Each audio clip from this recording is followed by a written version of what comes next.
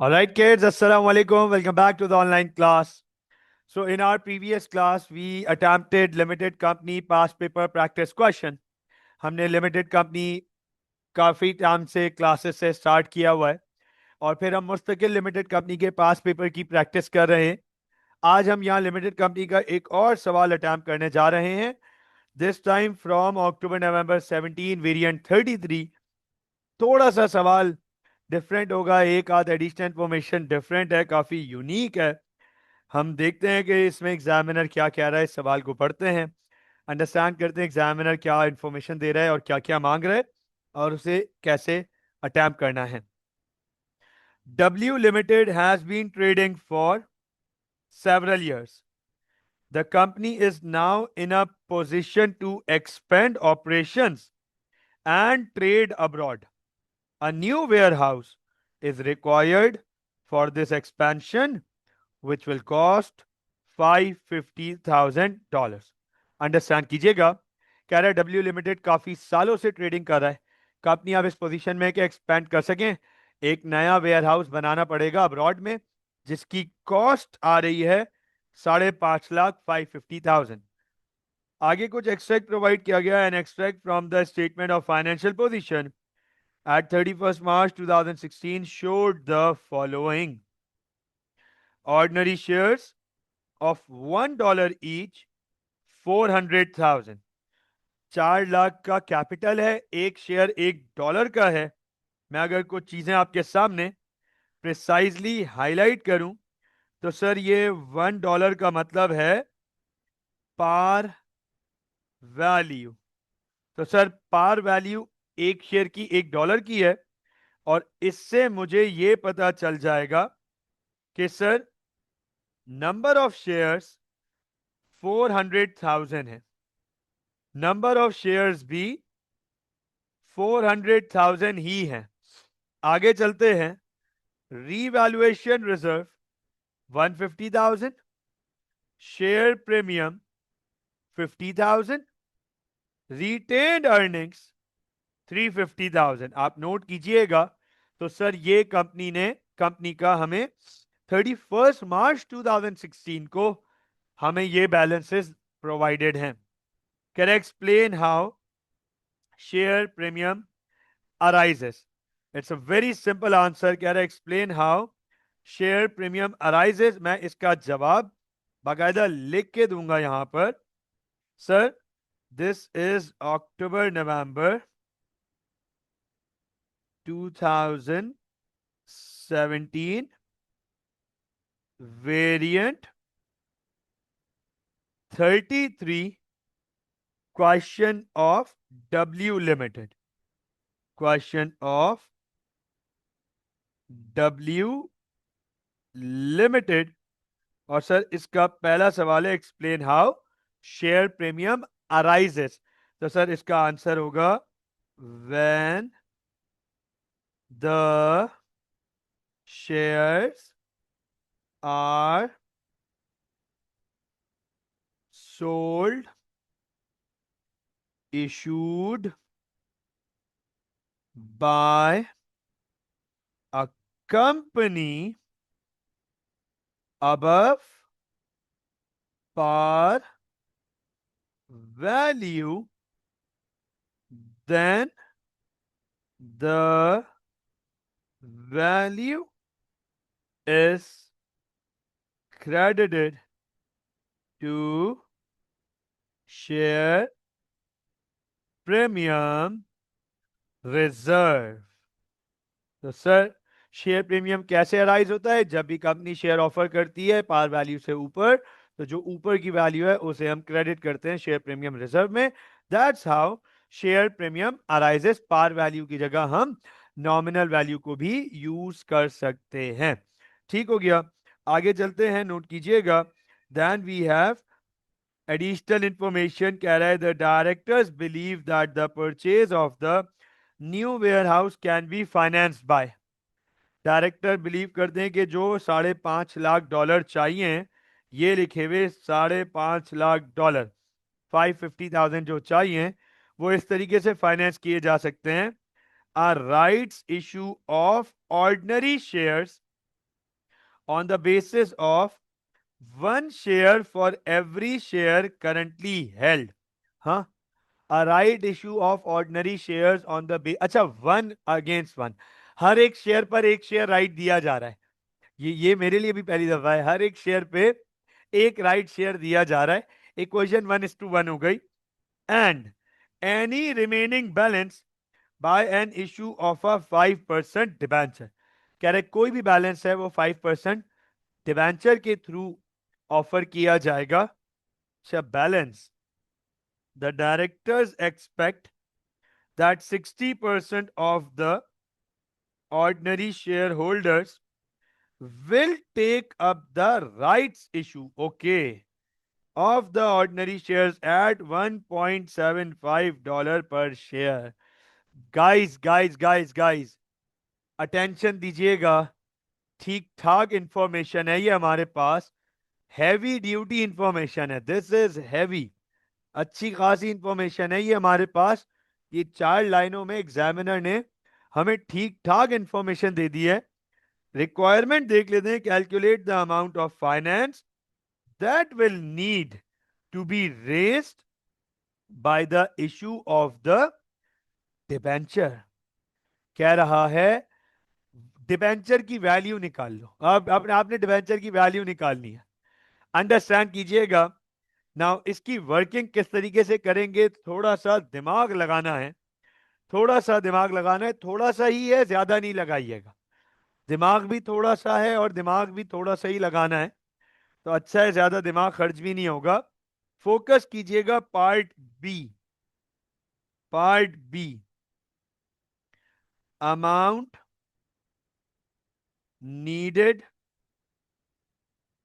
For expansion is 550,000. ये मैं नहीं कह रहा, यहां लिखा हुआ है. ये रहा 5.5 lakh amount needed for expansion. Director कह रहा है कि ये दो तरीकों से डायरेक्टर कह रहा है ये 2 तरीकों से क्रॉस चेक कर लेते हैं. उमर अभी इसको क्रॉस चेक कर लेते हैं. डायरेक्टर कह रहा है ये 2 तरीकों से फाइनेंस किए जा सकते हैं ये 5.5 लाख. एक तो हम अक्वायर कर सकते हैं राइट शेयर्स. एक तो राइट शेयर इशू करके, ठीक हो गया. एक तो राइट शेयर इशू करके, देखते जाइएगा. और दूसरा डिबेंचर्स के थ्रू. डिबेंचर्स के थ्रू. अब एग्जामिनर यही तो कह रहे, बोले डिबेंचर्स की कितनी अमाउंट लेनी पड़ेगी. ये वेयरहाउस को फाइनेंस करने के लिए डिबेंचर की अमाउंट कितनी आएगी, कितने रुपए का डिबेंचर लेना पड़ेगा. उसके लिए पहले राइट शेयर पे काम करना पड़ेगा. राइट शेयर पे कैसे काम करेंगे ये देखिएगा. 4 लाख शेयर्स हैं राइट नाउ कंपनी के. 4,04,000 नंबर ऑफ शेयर हैं. ये रहे. इक्वेशन ये है कि हर एक शेयर पर एक ऑफर किया जा रहा है. तो राइट शेयर भी आ गए 400,000. राइट शेयर्स भी आ गए 400,000. लेकिन डायरेक्टर कह रहा है सब लोग ये राइट ऑफर एक्सेप्ट नहीं कर रहे. सिर्फ 60% शेयर होल्डर्स ये राइट्स एक्सेप्ट कर रहे हैं. नोट कीजिएगा सर, इसका मतलब 240,000 शेयर्स एक्सेप्ट किए जा रहे हैं. 240,000 शेयर्स एक्सेप्ट किए जा रहे हैं at a value of 1.75. At a value of 1.75. तो राइट इश्यू से जो पैसा जनरेट हुआ है, राइट इश्यू से जो पैसा जनरेट हुआ वो है $4,20,000. $420,000 राइट इश्यू से पैसा जनरेट हो गया. जबकि 550,000 एक्सपेंशन के लिए चाहिए। तो आप सबको ये बात पता चल गई कि सर 130,000 का जो रेस्ट रिमेनिंग अमाउंट है वो डिवेंचर से आएगी। Very good Umar Kasmani, very good बेटा। सर जो रिमेनिंग वैल्यू है 130,000, सर वो डिबेंचर की वैल्यू आ गई। तो हमने एग्जामिनर को ये वैल्यू कैलकुलेट करके बता दी कि 130,000 हमें डिबेंचर से रेस करने पड़ेंगे। So I hope that this is very clear. ये क्लियर हो जाना चाहिए। आगे चलते हैं। कह रहे the following information is available for the year ended 31 March 2017। कह रहे हैं बाकी इंफॉर्मेशन। अच्छा 31 मार्च 2017, अच्छा ये 31 मार्च 2016 है। ओके ओके, ये 31 मार्च 2016 है। इसका मतलब ये ओपनिंग बन जाएगा 1 अप्रैल 2016 का। 1 अप्रैल 2016 ये ओपनिंग बन जाएगा। और अब ये क्लोजिंग इंफॉर्मेशन, क्लोजिंग नहीं पूरे साल की इंफॉर्मेशन अब दे रहा है, दे रहा है होगा हमें। कह रहा है 1 अक्टूबर को इंटरिम डिविडेंड पे किया 0.02 तमाम ऑर्डिनरी शेयर्स पे, उस दिन ठीक हो गया। 1 जनवरी को क्या हुआ? The company made the plan right issue. अच्छा जो राइट इशू किया है वो 1 जनवरी को किया है। These were taken up as expected. 5% debenture was also. अच्छा उसी दिन, जैसे जाहिर सी बात है राइट इशू किया गया है, उसी दिन ये डिबेंचर भी इशू करवा लिया गया $130,000 का। और 31 मार्च साल के आखिरी दिन profit from operations, operating profit है 245,000। फाइनेंस चार्जेस वर 70,000 एक्सक्लूडिंग एनी डिबेंचर इंटरेस्ट। ठीक है, कोई भी डिबेंचर, जो भी डिबेंचर है उसका इंटरेस्ट इंक्लूडेड नहीं है इस 70,000 में। 70,000 इंटरेस्ट के अलावा डिबेंचर का भी इंटरेस्ट निकालना पड़ेगा। Taxation charge of 20% was to be provided. अच्छा 20% टैक्स प्रोवाइड करना है। A final dividend of 0.04 was proposed on all the ordinary shares held at that date. तो सर फाइनल डिविडेंड प्रपोज किया गया है, ठीक हो गया। अब हम देखते हैं कि क्या मांग रहा है हमसे। एग्जामिनर कह रहा है part C1, prepare the statement of changes in equity for the year ended 31 March. Total column is not required. कह रहा है टोटल कॉलम की जरूरत नहीं है, एसओसी बना दो। ओके एसओसी का पहले मैं काम करता हूं, यहां पर फॉर्मेट रेडी कर लेता हूं एसओसी का। पहले मैं एसओसी का फॉर्मेट रेडी कर लेता हूं और उसके बाद यहां पे सारी वर्किंग कर लूंगा और फिर आपके सामने जो है वो वर्किंग्स भी कर लेता हूं। नोट कीजिएगा this is part B, part B and preparing SOCE, statement of changes in equity, जिसमें सबसे पहले ऑर्डिनरी इशूड शेयर कैपिटल, ये देखते जाइएगा सर। सबसे पहले ऑर्डिनरी इशूड शेयर कैपिटल। अच्छा ऑर्डिनरी इशूड शेयर कैपिटल के बाद है revaluation reserve, 150,000 revaluation reserve, revaluation reserve. अच्छा रीवैल्यूएशन रिजर्व के बाद शेयर प्रीमियम। अच्छा रिटेन अर्निंग्स और कोई जनरल रिजर्व में ना ट्रांसफर नजर आया, जनरल रिजर्व है ही नहीं। ठीक है, तो शेयर प्रीमियम और रिटेन अर्निंग्स। ठीक है, ये तो आसान हो गया। शेयर प्रीमियम और फिर रिटेन्ड अर्निंग्स। सर ये एसओसी का फॉर्मेट कॉलम वाइज रेडी हो गया। अब सबसे पहले तो यहां पे मैं बैलेंस ब्रॉट डाउन मेंशन कर दूंगा, जो हमें सवाल में बैलेंसेस ऑलरेडी प्रोवाइड किए हुए हैं। नोट कीजिएगा जो हमें सवाल में ऑलरेडी बैलेंसेस प्रोवाइड किए हुए हैं, मैं वो आपके सामने यहां पर प्रोवाइड कर दूंगा। गौर से देखिएगा, फोकस कीजिएगा। सर 400,000 शेयर कैपिटल हमें बताया हुआ है सवाल में, स्टार्ट ऑफ द ईयर 400,000। मैं यहाँ पे ऑर्डिनरी इशूड शेयर कैपिटल पे 400,000 लिख दूंगा। उसके बाद शेयर प्रीमियम है 150,000, रीवैल्यूएशन रिजर्व है 150,000, शेयर प्रीमियम है 50,000, और साल के शुरू में रिटेन अर्निंग्स हैं 350,000। साल के शुरू में रिटेन अर्निंग्स हैं 350,000। ये बात मैं पहले भी बता चुका हूं कि मैं कोशिश ये करता हूं कि सबसे पहले profit for the year mention कर दूं, सबसे पहले profit for the year retained earnings में ऐड ऑन करा दूं, लेकिन sir profit for the year की वर्किंग करनी पड़ेगी। नोट कीजिएगा, गौर से देखिएगा। Sir profit for the year की वर्किंग कैसे करनी पड़ेगी? वी हैव ऑपरेटिंग प्रॉफिट, हमें operating profit, profit from operations दिए हुए हैं, हमें operating profit, profit from operations दिए हुए हैं सर, विच इज 245,000, 245,000 ये हमें ऑपरेटिंग प्रॉफिट प्रोवाइड किए गए हैं। नोट कीजिएगा, गौर से देखिएगा। सर अब इसमें हमें ऑपरेटिंग प्रॉफिट में हमें लेस करना है फाइनेंस कॉस्ट, इंटरेस्ट। आप सबको पता है इंटरेस्ट। अच्छा, इंटरेस्ट की वर्किंग है, इंटरेस्ट की वर्किंग है।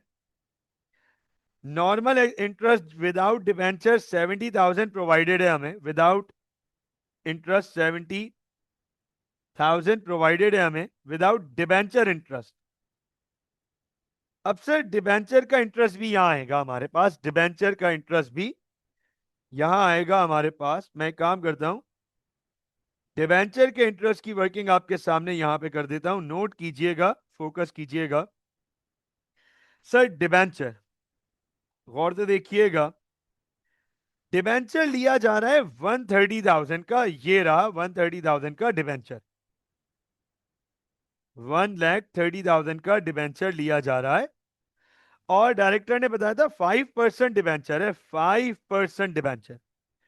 तो इसका मतलब 1,30,000 पर इंटरेस्ट बनता है 5%। आई थिंक 6,000 समथिंग आएगा। 130,000 इंटू 5%, 6,500। अब 6,500 तो पूरे साल का है, बिल्कुल ठीक, 6,500 तो पूरे साल का है। फोकस कीजिएगा, अंडरस्टैंड कीजिएगा। हमजा, झांसेब, अयान, उमर, साइद, शायान, इस पे फोकस कीजिएगा कि सर ये डिबेंचर इन्होंने इशू किया है, ये डिबेंचर इन्होंने इशू किया है 1 जनवरी को, 1 जनवरी को ये लिखा हुआ, और 31 मार्च को तो अकाउंटिंग ईयर ही एंड हो रहा है। इसका मतलब जनवरी, फरवरी और मार्च 3 महीने तो हुए। 1 जनवरी तो जनवरी पूरा, और 31 मार्च तो मार्च भी पूरा। इसका मतलब 6,500 जब पूरे साल का है तो इसका 3/12, ये कितना बन जाएगा? Divide by 12 multiplied by 3, sir 1,625। Sir ये यहां पर एड ऑन किया जाएगा, और अब हमें हमारे पास ये पूरा इंटरेस्ट आ गया 71,625। तो इसके बाद हमें मिलेगा प्रॉफिट बिफोर टैक्स 173,375। ये हमें मिला प्रॉफिट बिफोर टैक्स। अब हम टैक्स माइनस करेंगे, लेस टैक्स। टैक्स के बारे में कह रहे 20%, टैक्स के बारे में हमें कह रहे 20% टैक्स है। तो सर टैक्स 20% अप्लाई कर देते हैं इस पे। 20% टैक्स हो गया 34,675। तो प्रॉफिट आ गया, प्रॉफिट फॉर द ईयर, बस मैं डायरेक्ट उधर नीचे ले जाऊंगा, 173,375, 138,700, 138,700, ये आया profit for the year. I hope that this is clear, and I hope that you guys have learned a new thing today. आज आपने एक 60% वाला एलिमेंट भी पढ़ा. आज आपने एक तो 60%, अब तक हम राइट इशू हमेशा यही पढ़ते हुए आए थे. The rights were fully subscribe, the rights were fully subscribe. आज हमने ये भी देख लिया कि राइट फुली सब्सक्राइब नहीं होते, और डिबेंचर की इंटरेस्ट की वैल्यू कैसे निकाल के प्रॉफिट परसेंटेज में आज कैसे आया. यह आज थोड़ा सा डिफरेंट क्वेश्चन था हमारे पास. बहरहाल प्रॉफिट फॉर द ईयर आ गया. अब हम डेट्स फॉलो करते हैं. डेट्स भैया, सबसे पहले उन्होंने इंटरिम डिविडेंड दिया. Interim dividend 0.02 on the shares held at that date. उस दिन जितने शेयर, तो उस दिन 4 लाख शेयर इश्यू हुए हुए थे. और ये मैं नहीं कह रहा, एग्जामिनर ने हमें यहां पे हिंट दे दी थी, हमने ये निकाल लिए थे 4 लाख शेयर. साल के शुरू में 4 लाख शेयर थे. 4 लाख शेयर पे जब 0.02 का डिविडेंड ऑफर किया जाएगा, तो सर ये बनेगा 8,000, राइट. 8,000 बिल्कुल ठीक. तो सर ये इंटरिम डिविडेंड आएगा हमारे पास. यस, इंटरिम डिविडेंड, ये देखो इंटरिम डिविडेंड, और ये बनेगा 8,000. माइनस करेंगे रिटेन अर्निंग से, रिटेन अर्निंग से हम माइनस करेंगे 8,000. ओके.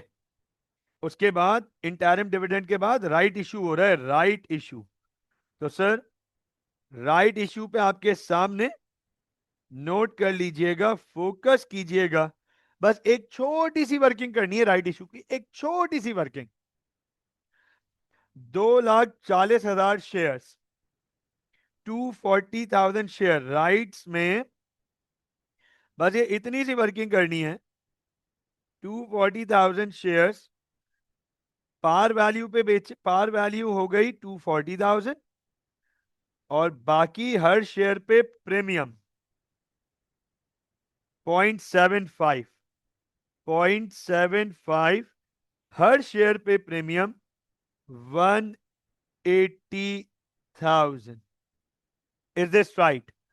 तो 240,000 शेयर कैपिटल में चले जाएंगे, 180,000 प्रीमियम में चले जाएंगे. ये लीजिए, डन.